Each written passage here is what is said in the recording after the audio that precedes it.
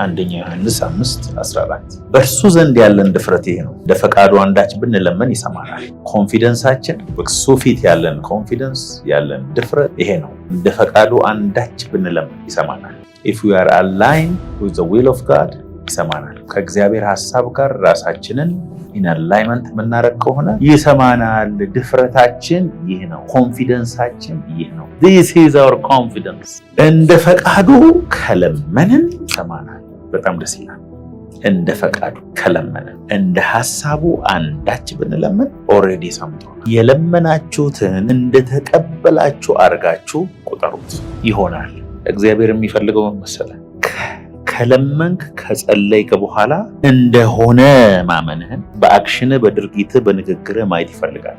ጸሎት የሚባለው ነገር ከእምነት ጋር የተያያዘ ነው። እምነት የሚባለው ነገር ደግሞ መንፈሳዊ መሳሪያ እንጂ እግዚአብሔር ጋር ህብረት የምናደርግበት ስፒሪቹዋል መሰላል እንጂ መንቀሳቀስ ያቃተውን እግዚአብሔር የምናንቀሳቀስበት አይደለም። ስለዚህ ህይወት መንፈሳዊ ነው። ተመልሰን የምንሄደው መንፈሳዊ ዓለም የሚታየው ነገር ሁሉ ከማይታየው እስቲ አሁን እዚህ ጋር የሆነ ግንብ አለ እንበል። እዚህ ጋር የሆነ ግንብ አለ እንደዚህ እንደምንም የሆነ ነገር ላይ ወጣችሁ እንዲያያችሁ ከዛ ከነገሩ ላይ ስትንሸራተቱ ማየት ያቀርብ እንደገና ስትወጡ ታያላችሁ ብዙ ነገር።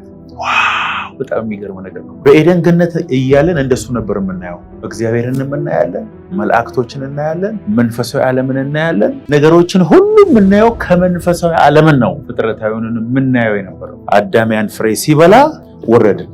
ከዛ እይታችን ራቆታችን መሆናችንን አየ፣ ተቀየረ፣ በቃ ወደቀ። ለዚህ ነው ሰው ሁሉ ኃጢአትን ሰርቷል፣ የእግዚአብሔር ክብር ጎሎ። ከክብር ነው የጎደልነው፣ ከክብር ነው የወደቅነው። ጌታ ኢየሱስ ዮሐንስ ወንጌል ምዕራፍ 17 ላይ ሲጸልይ የጸለየው ይሄንን፣ አባት ሆይ በምድር ላይ እንድሰራው የሰጠኝን ስራ ሁሉ ሰርቼ አከበርኩ። አንተ ደግሞ ዓለም ከመፈጠሩ በፊት በአንተ ዘንድ በነበረኝ ክብር አክብረኝ። አንተ በእኔ እኔ ባንተ እነሱ በእኔ በአንድ ፍጹማን እንዲሆኑ ያ የሰጠኸኝን ክብር እኔ ደግሞ ለነሱ እሰጣቸዋለሁ አላለም። በጣም የሚገርመው ብዙ ሰዎች እሱ የተናገረው በዛን ጊዜ ለነበሩት ሐዋርያት ነው እንዳንል ምን አለ መሰላችሁ? ለነዚህ ብቻ ሳይሆን የነሱንም ቃል ሰምቶ ለሚያምኑ ጭምር ጌታ ኢየሱስ የሰጠኝን ክብሬን ምን አደርጋቸዋለሁ? ሰጥቻቸዋለሁ። አሁን የሚሰጥ ክብር የለም ማለት ነው። የተሰጠህን ክብር ግን መረዳት ያስፈልጋል። ኢየሱስ በእግዚአብሔር አብ ዘንድ ዓለም ከመፈጠሩ በፊት የነበረው ክብር ለኔ ተሰጥቶኛል። የራሳችሁ ጉዳይ። እኔ መጽሐፉን ነው የማታምኑ አም ሶሪ። ዮሐንስ ወንጌል ምዕራፍ 17 ቁጥር 21 እና 22 ሁሉም አንድ የሆኑ ዘንድ ከቃላቸው የተነሳ በእኔ ስለሚያምኑ ደግሞ እንጂ ስለነዚህ ብቻ አይደለም፣ አንተ እንደላከኝ ዓለም ያምን ዘንድ አንተ አባት ሆይ በእኔ እንዳለህ እኔም በአንተ እነርሱን ደግሞ በእኛ አንድ የሆኑ ዘንድ እለምንሃለሁ። ቀጥል። እኛም አንድ እንደሆነን አንድ የሆኑ ዘንድ እኔም በእነርሱ አንተም በእኔ ስትሆን በአንድ ፍጹማን እንዲሆኑ የሰጠኸኝን ክብር እኔ ሰጥቻቸዋለሁ። እንዲሁም ዓለም አንተ እንደላከኝ በወደድከኝንም መጠን እነርሱን እንደወደድካቸው። ወይኔ ወይኔ ወይኔ! እግዚአብሔር አብ ኢየሱስን በሚወድበት መጠን ይወደኛል። እስቲ ራሳችሁን ኮርኮማችሁ ከእንቅልፍ አንቁት። እኔን በወደድከኝ መጠን እነርሱን እንደወደድካቸው ያውቃል። እንዴት አባት ያርገህ! ኢየሱስ ዓለም ከመፈጠሩ በፊት በእግዚአብሔር አብ ቀኝ የተሰጠውን ክብር ምን አለ? እኔ ሰጥቻቸው። እኔና አንተ አንድ እንደሆነ እነሱ ደግሞ በአንድ ፍጹማን የሆኑ ዘንድ ዓለም ደግሞ እኔን በወደድከኝ መጠን እነሱንም እንደወደድክ ያውቅ ዘንድ አለ ጌታ ኢየሱስ። ከጋለሞታ ጋር የሚተባበር አንድ ስጋ፣ ከጌታ ጋር የሚተባበር አንድ መንፈስ። ባልና ሚስት ሲጋቡና አብረው ሲተኙ አንድ ስጋ ይሆናሉ። ዩናይት አድርገዋል በስጋ። ከክርስቶስ ስትወለድ ከጌታ ጋር አንድ መንፈስ።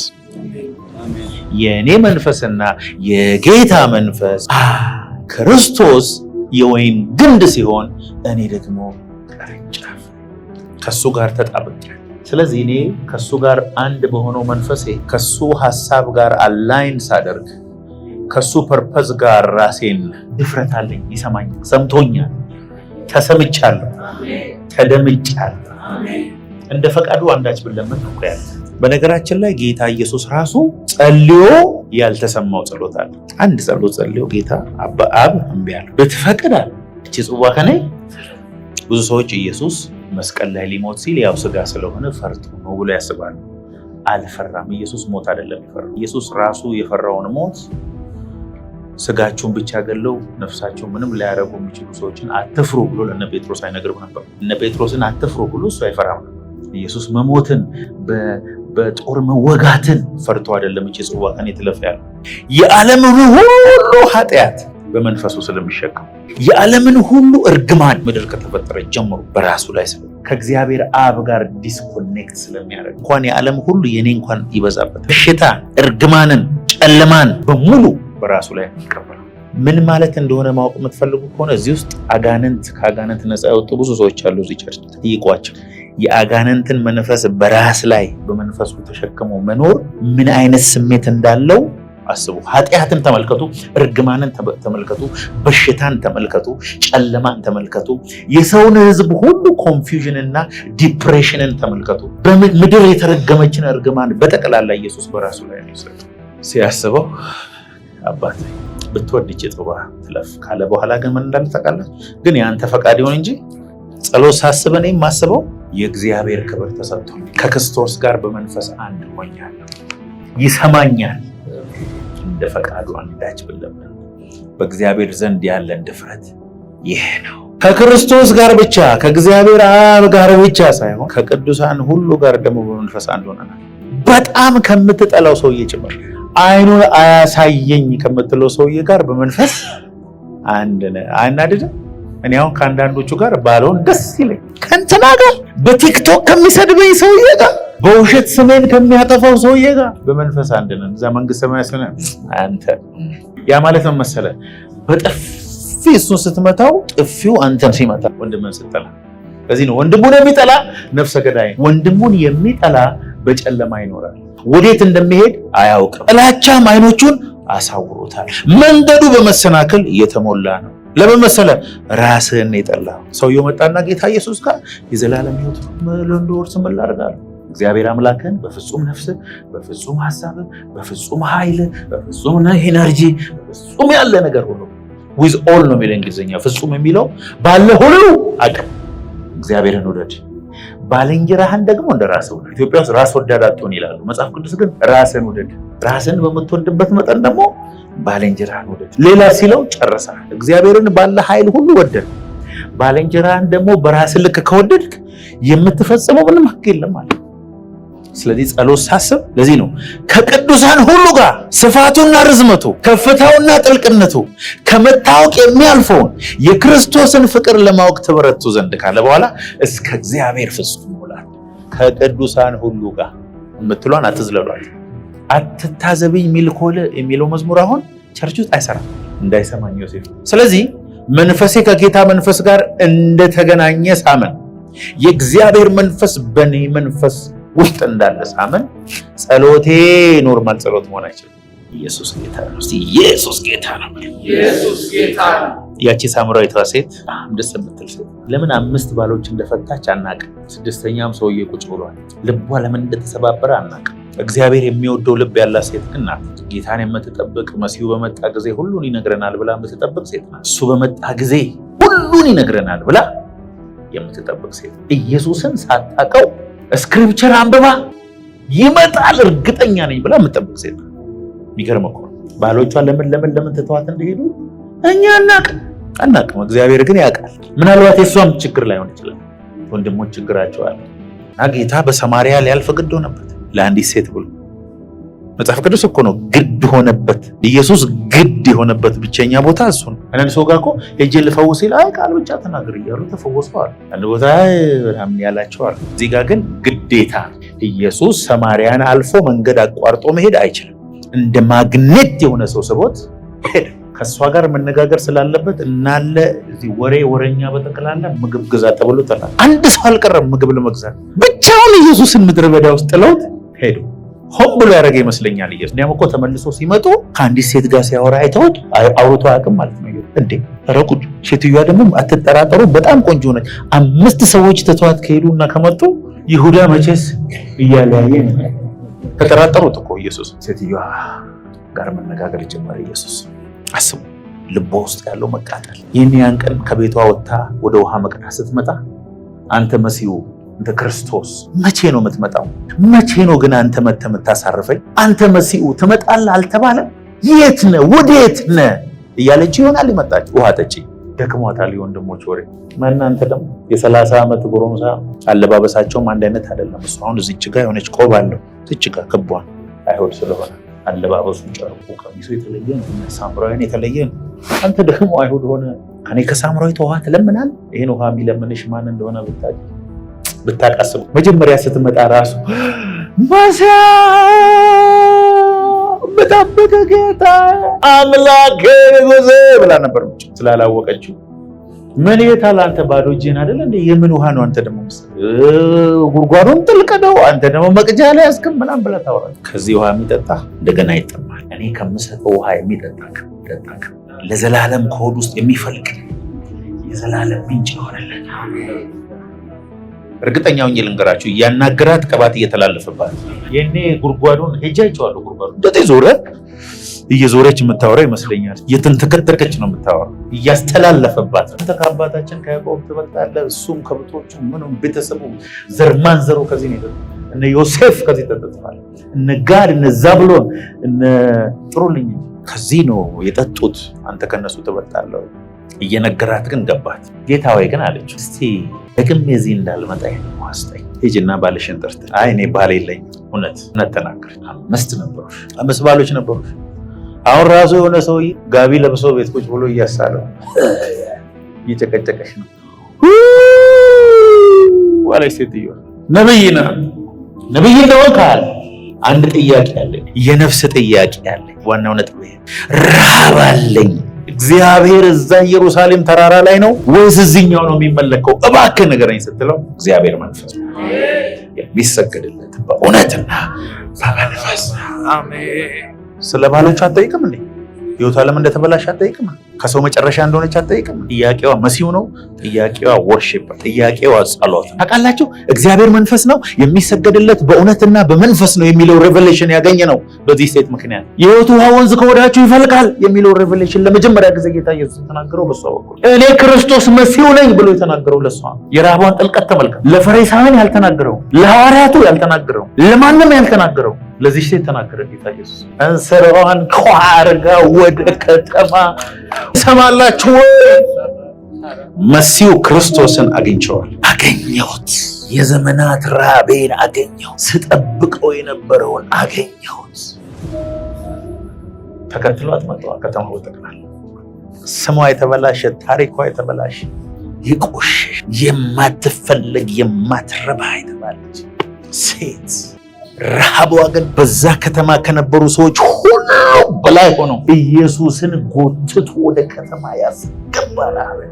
ተከትሏት መጡ። ከዛ ኢየሱስን ለመኑት ይላል። ተመልከቱ፣ ኢየሱስ አሁን ለማለፍ ነው የመጣው።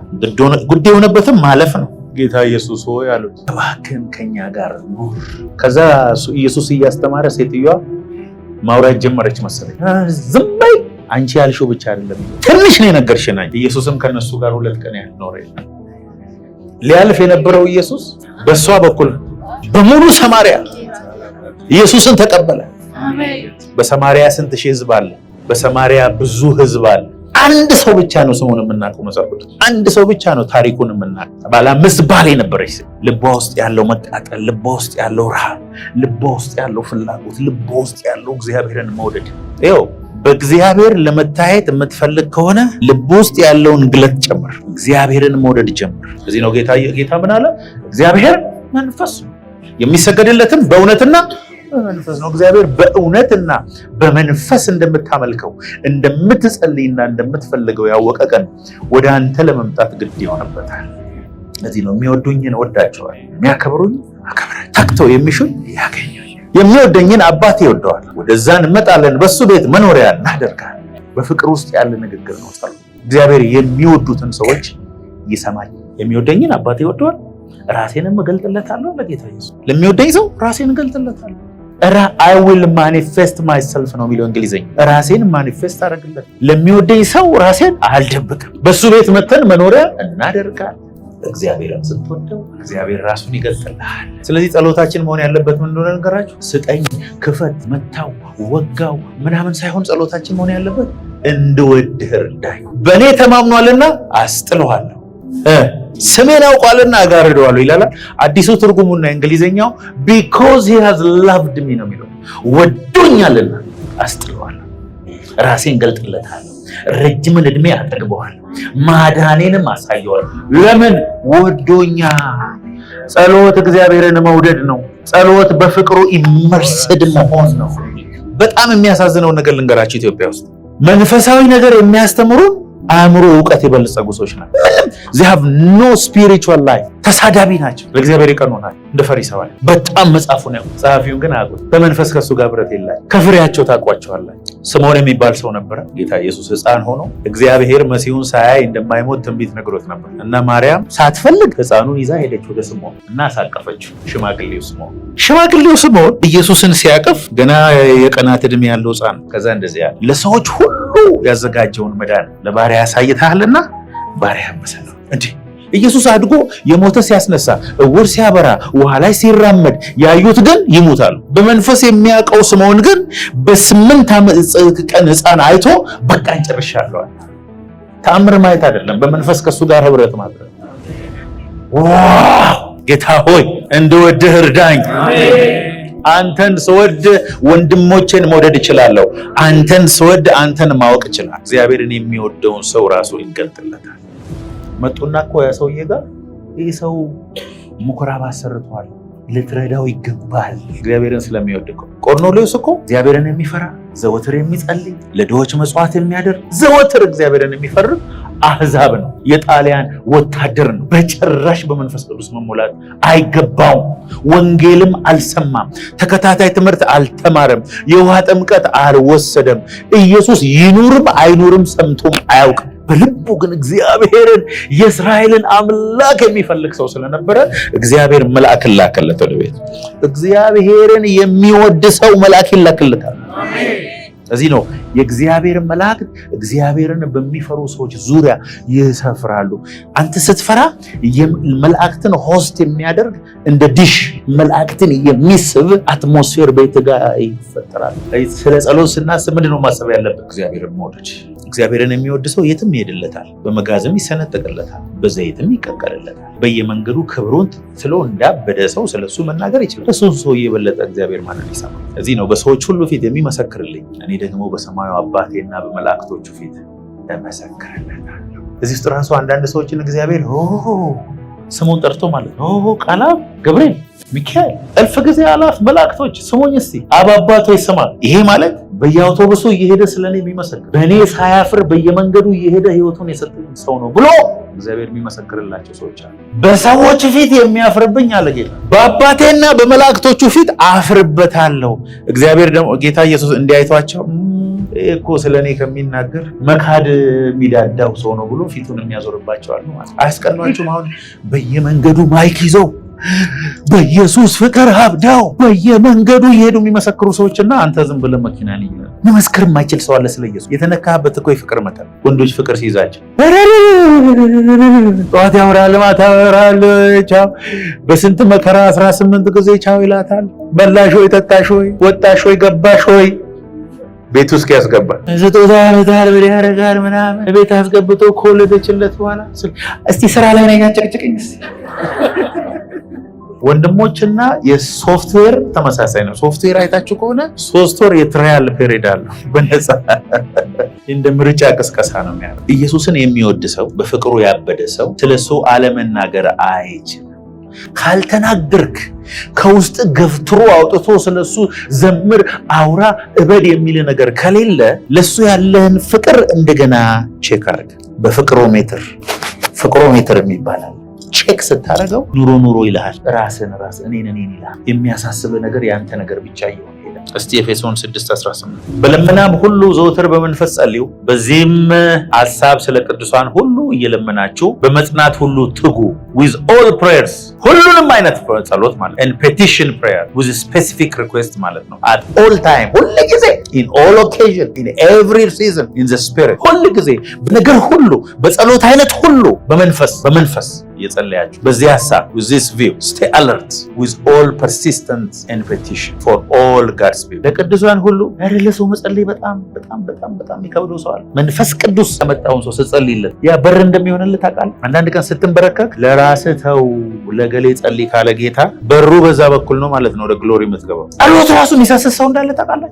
ራሴ ነው ራሱ ጉዳይ። የሆነ ጊዜ ጎልፍ እየተጫወቱ እያለ መንፈስ ቅዱስ ለአንዱ ተናገረው። አፍሪካ ሀገር ለሄደው ወንድም ጸልዩለት አለው ጌታ። ጎልፉን አቁሟልና 16 ሰዎች ሆነው እጅ ለእጅ ተያይዘው ጸልዩለት። ሰው አፍሪካ ሀገር ሄዶ ተመልሶ መጥቶ ቴስቲሞኒ ይናገራል። እውነተኛ ቴስቲሞኒ። አፍሪካ ሀገር መጥቶ ሚሽነሪ ሆኖ እያገለገለ እያለ እዛ ገጠር ውስጥ የነበሩ ሰዎች ሊገሏቸው መሳሪያ ይዘው መጥተው ጦር ምናምን ይዘው ሊገሏቸው አሉና እዛ ደርሰው የሆነ ነገር አውርተው ተመልሶ ሄዱ። ከዛ ሰውየው ቆይቶ ወንጌል እየመሰከረ ቆይቶ ምን ብሎ ጌታን ተቀበሉ፣ ከሰዎቹ ጋር ተግባባ። ያን ቀን ግን እኔንና ቤተሰቤን ልትገሉ መጣችሁ፣ ለምንድን ነው የተመለሳችሁ ሲባል 16 ሰዎች ደሃን ነው ልብሳቸው፣ ረጃጅም ናቸው፣ እነሱ ናቸው በእኛ ቋንቋ እናንተ ጋር የነበሩ ምን አይነት ሰዎች ረጅም ናቸው፣ የሆነ ለየት ያለ መሳሪያ ይዘዋል፣ ፊታቸው ያበራል፣ ቁጥራቸው ደግሞ 16 ነው። ይሄንን መጥቶ መድረክ ላይ ሲመሰክር ቆይ ሳትጨርስ እነሱ 16 ምን ነበር ያደረገው? 16ቱ ሰዎች ባይጸልዩ ይሄ ሰውዬ ሚስቱ ከነ ልጆቹ እዛ ጫካ ውስጥ ይሞታል አይሞትም?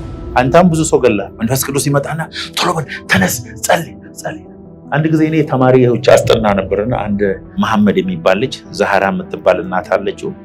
እሱ ልጅ አስጠናዋለሁ ተከፍሎኝ በሰዓት እና እያስጠናሁት እያለ ኦል ኦፍ ሰደን እሳት መጣብኝ። እያስጠናሁት በልሳን ተናገርኩ። ረበካ ቲቸር ምን ሆነሃል አለኝ። ረበካ ሮጥኩ ቤት ውስጥ ምናምንና ተመልሼ ሂሳቤን እንዳይቀንሱብኝ በቃ ማስተማር እስከማልችል ድረስ ከዛ አስጠንቼው ልወጣ ስል ይቅርታ አንድ ጊዜ ላናግር አለችኝ እናቱ። ዛራ ትባላለች። እሺ አሁን ወደ ላይ ወጥቼ ጌታ ጸልይለት ብሎ አሁን ጸልዬልን የመጣሁት አለች። በአንተ መጸለይ ብዙ የሚባረክ ሰው አለ። ጸልይ ለሰው ስትባል ጸልይ። አበሻ ይኸውላችሁ የስስታችን መጠን በጣም ከመብዛቱ የተነሳ ጸሎታችን ራሱ ስለኛ ብቻ ነው። ኧረ በመድኃኒዓለም መንፈስ ቅዱስ ጸልይ የሚልህ ሰው ጸልይ። በዛ በኩል አስገብቶ እግዚአብሔር ያንተን በረከት ይለቅልሃል። አሜን። ኢዮብም ለወዳጆቹ ሲጸልይ መጨረሻው መልስ ያገኝ። እስቲ ቀንሱ ለእናንተ መጸልዩ። ሰልፊሽነት በጣም ከባድ የሆነ ራስ ወዳድነት አለ በመካከላችን። እኔ ገባኝ ነገር ልንገርህ፣ በራስ ላይ ትንሽ በሌሎቹ ላይ ብዙ ስታደርግ ነው ገንዘብ ወደ አንተ የሚመጣ። አሁን ስለ ገንዘብ ብነግራችሁ እድሜ እያደገ ብዙ ነገር ስመጣ የምሰበስበው ገንዘብ ሳይሆን የምሰጠው ነው ብዙ ብር የሚያመጣል። እስቲ መስጠት ጀምር። ያላችሁ መንፈሳዊ ዓለም የፍጥረታዊ ዓለም ተቃራኒ ነው። መንፈሳዊ ዓለም ከተሰራው ነው የሚጀምረው። እንዲህ ነው የምትገለበጥ። በጣም መጥፎ መሆን የምትፈልግ ከሆነ ኪስ ውስጥ ያለውን 100 ብር ትዘረዝረዋል፣ 100 ቦታ። ከዛ በኋላ እግዚአብሔር ባርኮኛል ያልክ መስጠት ትጀምራለህ። ገንዘብ መባረክን ያውቃል። እንዳለ ቀጥታ ወደ አንተ መምጣት ትጀምራለህ። ለምንድን ነው ያልተባረከው ሲባል በር ሲንኳኳ የቀረበው ምግብ ይዞ ወደ የስስት መንፈስ በኢየሱስ ስም ከምድራችን ላይ ይሰበር። አሜን። ካንተ ላይ ይሰበር። አሜን። አሜን በል። አሜን በል። ጸሎት እንደዛ ነው። እግዚአብሔር አንዳንድ ጊዜ ሌሊት ላይ ተነስ ለገሌ ጸልይ ሲል እንቅልፍን ትተህ ብድግ ብለህ ጸልይ። የሱ በረከት እጥፍ ያገኛል። በጸሎትና በልመና ሁሉ ዘወትር በመንፈስ መሆን ራሱ መጸለይ ነው። በነገራችን ላይ እኔ ልንገራችሁ፣ በመንፈስ ረጅም ሰዓት ከመጸለይ ረጅም ሰዓት በመንፈስ መሆን ይሻላቸዋል። መዝሙር ከፍተህ እየተንተከተክ በልሳን እየተናገርክ ቀኑን ሙሉ እያልክ ብትውል ተንበርክከ ብዙ ነገር ከመናገር ይሻላል። በመንፈስ ሆኖ በመንፈስ መሆን ማለት ማለት አይደለም። እንዲህ ብሎ በመንፈስ ያልሆነ ሰው አይደለም። ስፒሪት ኦን ሲሆን ከአንዳንድ አፍሪካ አገልጋዮች ጋር መጸለይ አትችሉም እኮ በነገራችን። ዘወትር በምን ጸልዩ ይላል? እኔ መመርጠው ልንገራችሁ፣ በአእምሮ 10 ሰዓት ከመጸለይ በልሳን 1 ሰዓት መጸለይ የተሻለ ነው። በማይነገር መቃተት በውስጤ ስለመቃተት ማለት ነው። መንፈሳችሁን አንቁት፣ በመንፈስ ሁኑ፣ አታቋርጡ። ዘወትር ነው የሚለው። ዘወትር at all time with all prayer in spirit always be in the spirit። በመንፈስ ስትሆን እኮ ከአጋንንት ራዳር ውጪ ነው የምትሆነው። በስጋ ስትሆን ደግሞ በጣም ነው የምትታየው ለታርጌት። በመንፈስ ስትሆን ትጠፋበታል፣ አትታየው። በእግዚአብሔር ውስጥ ትሰወራል። የኔን የጸሎት ልምድ ልንገራችሁ። የኔን ልምድ አልኳችሁ እንጂ እኔ ተከተሉ አላልኩም። የኔን ልምድ ነው። እኔ ጸሎቴ ወደ 60% መዝሙር። ድምጼ ለእናንተ ላይ ያምር ይችላል፣ ጌታ ይወደዋል። ማርቆስ 11:24 ስለዚህ እላችኋለሁ የጸለያችሁትን የለመናችሁትንም ሁሉ እንዳገኛችሁት እመኑ ይሆንላችኋል። Therefore I say unto you, what things soever ye desire when you pray, believe that you receive them and you shall have them። እንደሆነ አድርጎ የሚቆጥሩ ሰዎች ሁሉ ጊዜ ይሆንላቸው። ሆነዋል ብለው እርግጠኛ ሆነው ባመኑት ልክ የሚንቀሳቀሱ ሰዎች ይሆንላቸዋል። ብዙ ሰዎች የእግዚአብሔርን ስራ መስራት የሚፈልጉት ሁሉ ነገር ከተሟላላቸው በኋላ ነው። እንደሱ አይነት እምነት የለም። ለሱ እምነት አያስፈልግም። ከቤታችሁ እዚህ ለመምጣት ምንም እምነት አያስፈልጋችሁ። ተነስቶ መምጣት ብቻ ነው የሚያስፈልጋችሁ። የጸለያችሁትን ነገር ግን እንደተቀበላችሁ አድርጋችሁ ስትቆጥሩ ከድርጊታችሁ ያስታውቃል። እምነት ማለት ምን መሰለህ? ጸልያ ስትወጣ እንደሆነ አምነ በዛ ልክ አክት ማድረግ ሲጀመር እግዚአብሔር ያን ጊዜ በሱ ላይ መደገፍን አይቶ እሱን ተማምነ እርምጃ እንደወሰድክ አይቶ አንተን መባረክ ይጀምራል። እግዚአብሔር የሚያምኑ ሰዎች በምንድን ነው የሚበልጧቸው? በሚወስዱት አክሽን። የተቀበልከውን እየጸለይከውን እንደተቀበልክ ማመን። ገብቷቸዋል? አሜን። ውስጥ ያለውና ውጭ ያለው አንድ አይነት ሲሆን ትቀበላለህ። ሮሜ 12:12 ተስፋ ደስ ይበላችሁ፣ በመከራ ታገሱ፣ በጸሎት ጽኑ፣ የማያቋርጥ በተስፋ ደስ ይበላችሁ፣ በመከራ ጽኑ፣ አትደንግጡ፣ አትረበሹ። በጸሎት ግን ኮንቲኒየስ ሳታቋርጡ ጸልዩ። ስትቀመጡ፣ ስትነሱ፣ ስትሄዱ፣ ስትበሉ፣ ስትጠጡ፣ በጸሎት መንፈስ ሆኑ። ለአንድ ቀን ኖርማል ነህ፣ 10 ቀን ኖርማል ነህ፣ 21 ቀን ላይ የሆነ ነገር እየሆንክ ነው። ከወር በኋላ ሌላ ሰው ሆነሃል። 6 ወር በኋላ በምድር ላይ ካሉ ሰዎች ከፍ ያለውን ፖዚሽን ትይዛለህ። በመንፈስ ከፍ እያልክ ነው። ጸሎት እያበዛ ስትሄድ እንደ እግዚአብሔር ቃል የሆነ ጸሎት፣ በመንፈስ የሆነ ጸሎት፣ እንደ እግዚአብሔር ሐሳብ የሆነ ጸሎት ነው እያወሩ ያለሁት። እጸልያለሁ በሉ እስቲ። በጌታ በኢየሱስ የዘላለም ሕይወት አለኝ። ስሜ በሕይወት መጽሐፍ ላይ ተጽፏል።